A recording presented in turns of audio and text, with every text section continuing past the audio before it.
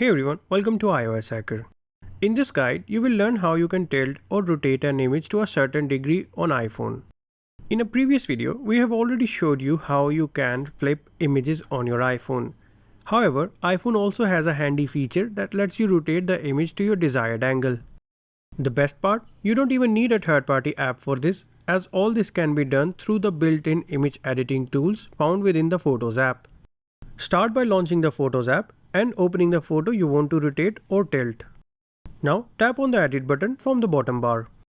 This will give you access to iPhone's photo editing tools. Next, tap on the crop option. Here, make sure you select the straighten tool. Next, move the slider towards the left side to rotate or tilt the image to a positive angle. If you want to rotate it the other way around, you have to move the slider towards the right side. This will tilt the image to a negative angle. You can also see the current tilt angle of the image inside the circle, which is handy. After you have achieved your desired tilt angle, simply tap on the Done button from the top to save the image. If you want to bring the image to its original state, you can open the image, tap on the Edit button, and then hit the Revert button from the top. This will bring the image to its original state. That's it. This is how you can tilt or rotate an image to a specific degree on your iPhone right from the Photos app.